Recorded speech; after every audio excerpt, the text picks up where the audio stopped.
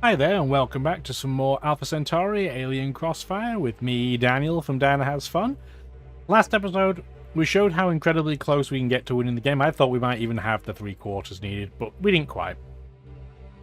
We also showed what happens when you use a Planet Buster, just as an example. So if you want to see the chaos that causes, go check the previous video, then come back to this one, please. That would be very jazzy. This episode, we're going to go and attack Lal, because I'm still mildly irritated that he broke our pact after one turn after we gave him a free tech. We were best buds for most of the game. We give him a tech and then he's like, you know what? No, I hate you now because you gave me nice things. So we're going to return the favor by tearing him apart, really. I don't think he's going to have any techs that we don't, so we're not going to rely on espionage. We're probably just going to capture it the old-fashioned way. Let's end turn and see what happens. We did also have the university want an urgent message with the last episode, but he didn't say anything. So hopefully he's not planning to declare war.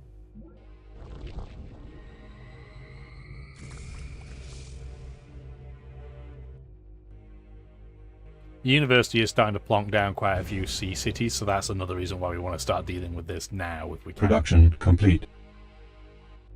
Production complete. Production complete. Planet's primary, Alpha Centauri A, blasts unimaginable quantities of energy into space each instant, and virtually every joule of it is wasted entirely. Incomprehensible riches can be ours if we but stretch our arms wide enough to dip from this eternal river of wealth. CEO Nwabuda K. Morgan, the Centauri Monopoly. So we built our first energy satellite. Again, I don't think it's as important as the food one by any stretch, but we built one. Hooray! Maximum population reached. Freedman's Park is just going all probe teams in case we then have to deal with Miriam. I think I explained that previous episode, but just in case you missed it, that's why. You want to keep one tank in there, please? We're going to say, are you still... Yes, you're just treaty, nothing else. We're going to say no. We're going to say no. He thinks we're a wise and benevolent leader. We're going to antagonize him first. He apologized. That's not what I want him to do. I want him to be like, no, I declare vendetta on you. And he didn't.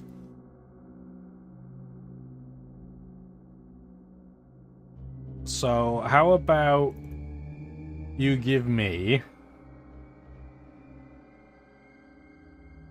health authority. Oh, okay. So he won't take that. So even though we're massively stronger than him, we've just asked him for a base. He's like, is that a threat? I suggest you pronounce vendetta. Which he now won't let me do because he's politely declined to speak with us.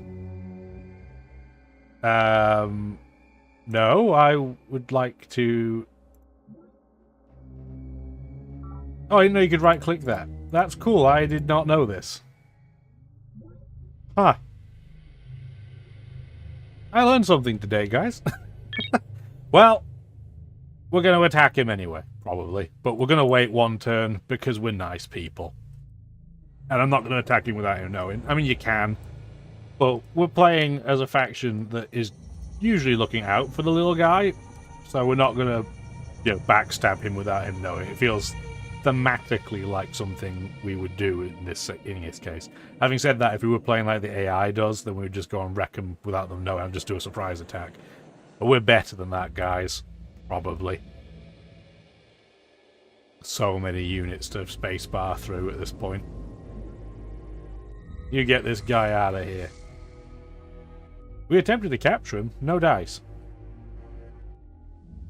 That's fine. You can stay in place as well. You can stay in place. You don't want to stay in. Although it might be useful to have one there for that transport, so we'll keep you in place. Why not? You go to, I don't know, chain link break is fine. Turn complete. He did just build a brand new sea colony. Actually, a couple of them. So we could just wander in and break those if we really wanted to. If we felt that way inclined. I'm not sure if we'll do that or not. We'll see. Oops, I didn't mean to do that. Because you can see the governor now turns the drones back on. Dum-dum. He's like, how dare you interfere with my menu? So he'll have one turn of drones, but it'll be fine. I want to Well, Cloud-Based Academy is coming next turn. Where am I building the backbone? At my capital? Request confirmation. I want to rush that too, so we get a couple of cutscenes next turn. Awesome.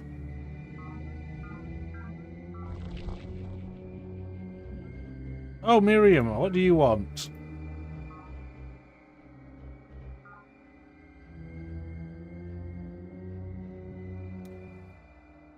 You know what? We'll do that because she asked. And then that means Morgan declares on us too. That's fine. She still hates me, but this will keep her occupied away from me. Oh, I zoomed in while they were moving. That's why it looks so ridiculous. Destroyed. Oh dear. They're going to try and blow up my workers. How very rude of them. Destroyed. Project complete. Anyway, we'll deal with that in a minute. Cutscene time. Of course, we'll bundle our MorganNet software with the new network nodes. Our customers expect no less of us. We have never sought to become a monopoly. Our products are simply so good that no one feels the need to compete with us. Okay, buddy.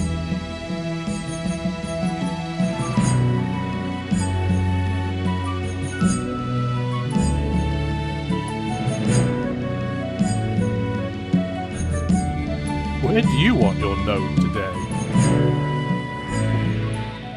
One of my favourite. One of my absolute favourite ones, because it's so Morgan, and the backflip is just... mwah.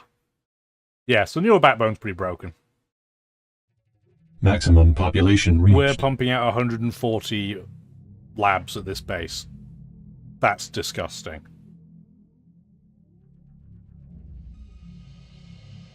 We should get a tachyon field at our capital. I can't believe I never built one. And then we're going to go shard copters as well. Remember, genes are not blueprints. This means you can't, for example, insert the genes for an elephant's trunk into a giraffe and get a giraffe with a trunk. There are no genes for trunks. What you can do with genes is chemistry, since DNA codes for chemicals. For instance, we can, in theory, splice the native plant's talent for nitrogen fixation into a Terran plant. Academician Prokhor Zakharov. Nonlinear genetics. So Centauri genetics is when fungus becomes an okay tile. So at this point, because it increases minerals, it'd be a 1-1-1. It's still not a good tile, but it's certainly not just complete trash anymore. Centauri genetics also allows you to build a brood pit, which is a kind of an interesting, different way of dealing with drones. So it doesn't decrease drone numbers, but it increases your city's police rating by 2. So you could put more units there to act as police, which will lower the number of drones. It also gives you bonuses to native life, but again, we're not playing that type of run. The Pholos Mutagen is the wonder that I believe the university is trying to build right now. It's pretty good. It's not absolutely amazing, but it's pretty good. You get to use fungus like forest in terms of combat defense, which is not bad, and you just get a little bit more of a benefit towards your planetary damage. So Maximum population planet would reached. generally be a little bit less unhappy with us. This is a bad example. This city has 0 eco damage, but it helps reduce this number. Spanner Works doesn't have a lot of production because it has so many units under it, but it's still fine. We don't need the shard artillery though. Let's do something different. Let's do... It's going to take you an eternity, but let's get that built. Project And complete. another cutscene. Hooray!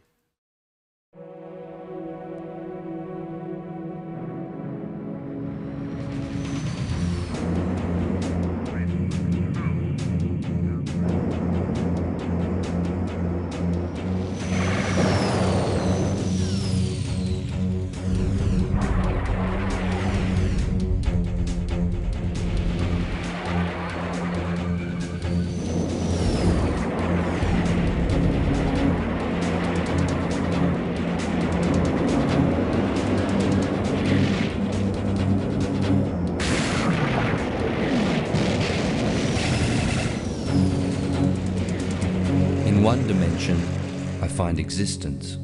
In 2, I find life. But in 3, I find freedom. Foreman Domai, Cadet Induction Ceremony, Mission Year 2216.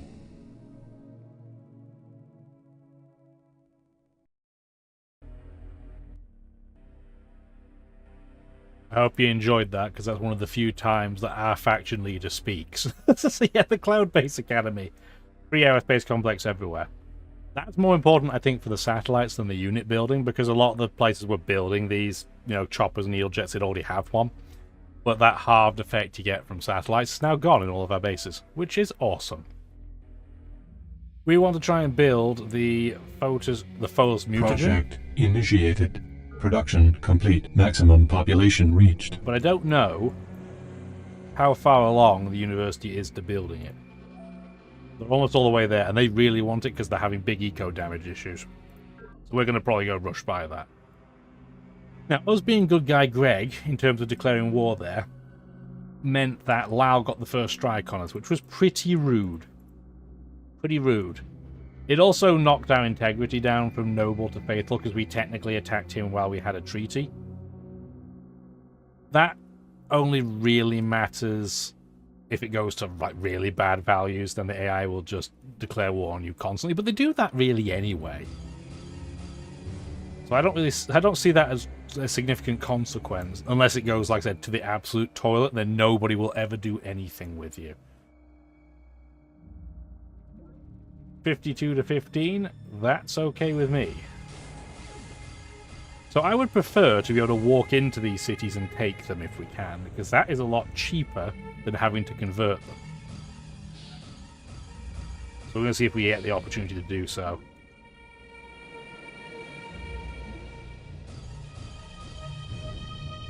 Yeah, there's a lot of units in here. Okay, now he's down to his transport, so that's probably his last one. Yeah, it is. Okay, perfect. This new one doesn't have any, which is not a huge surprise, but if I take it right now, we'll blow it up. So we're going to try and avoid it. We're going to hope it gets to population 2. It probably won't, but that would be preferable. This is what I mean about having lots of ships and just ruining everything, though. Because as you can see, we've just kind of just gone in and just smashed everything.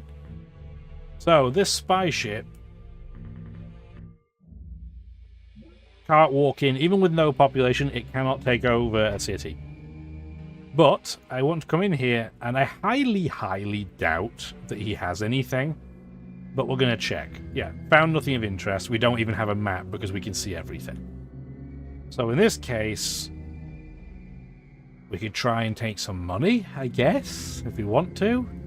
But no, I want to show infiltrate data links, because normally this is really important, but we didn't need to do this. So infiltrating data links shows you everything they picked. It's funny that he's in free market even though he's at war.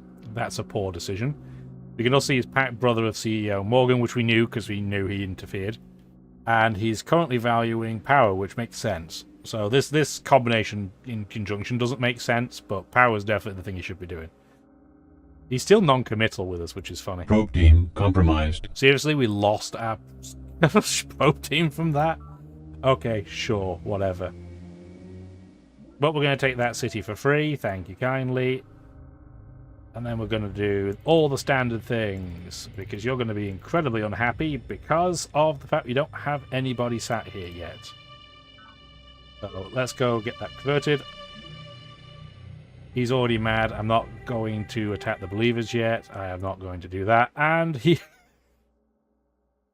going to give up already. Cool. Okay, well that was easy. We took one city and he capitulated. Okay, sure.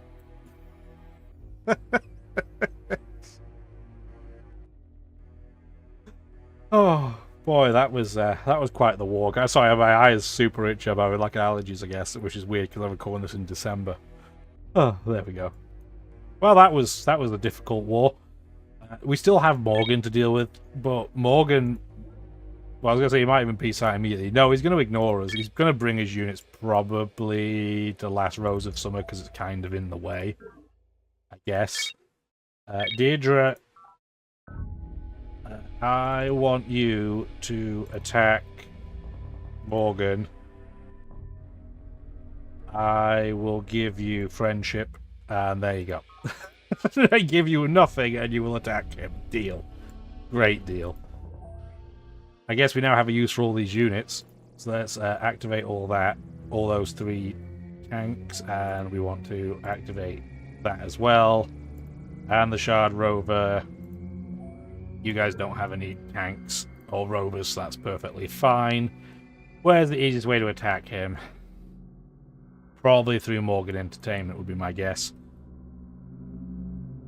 I'm just going to move everything over here. Let's just do it that way and make life easier for ourselves.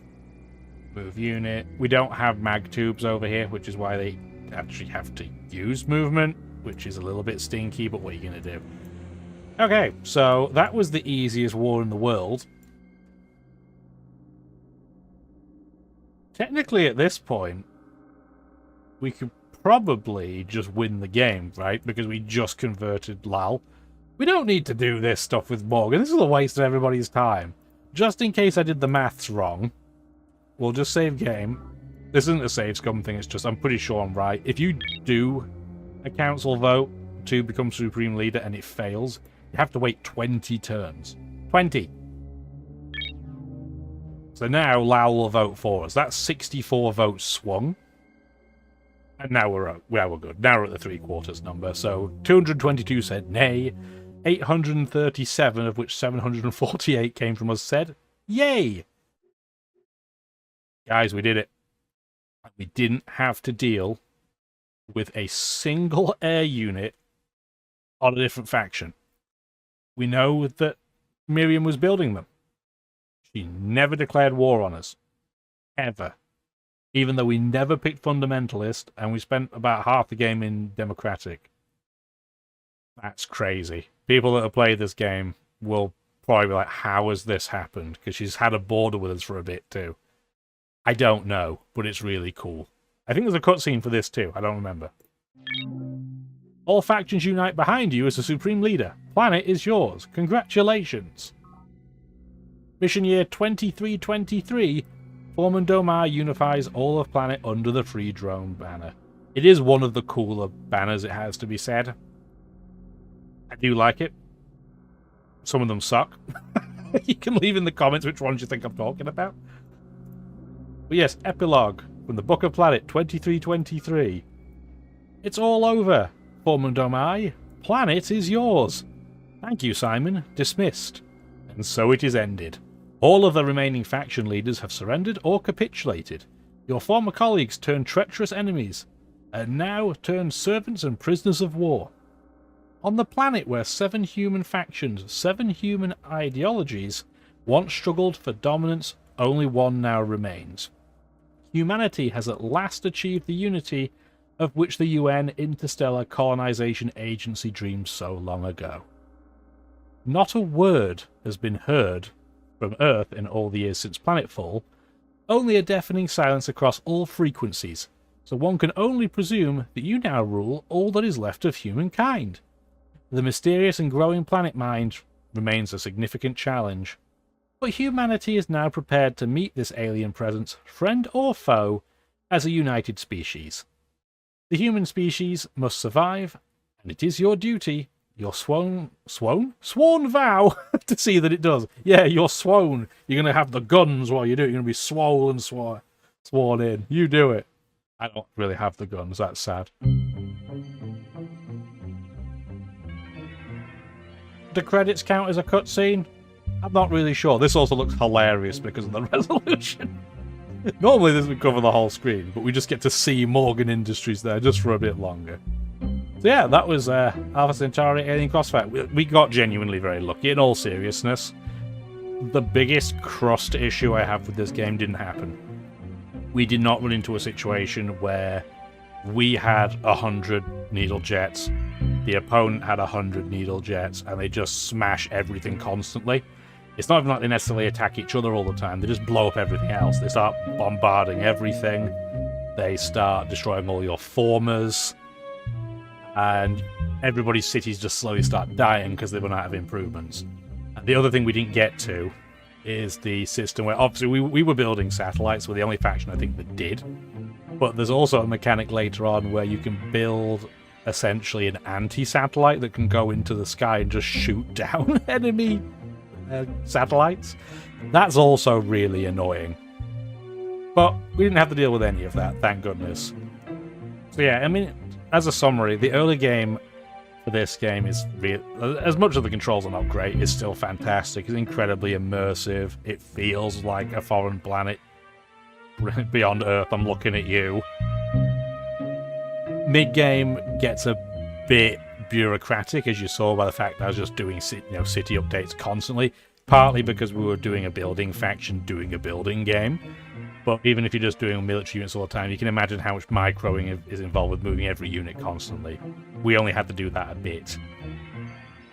But there's still lots of things about this game that makes it worth playing. First of all, it's super cheap. You can get it on GOG, you can get it on Steam, it's peanuts. The PRACX modification is free, which I do recommend, taking advantage of. The soundtrack's still pretty good. The cutscenes are still pretty well, have aged pretty well. Yeah, they have to be a smaller resolution because that's how they were recorded, but they still look good. There's a lot about this game that I still think people should get. I should recommend to them to get out there and have a play with it. It just takes some getting used to. But on that note,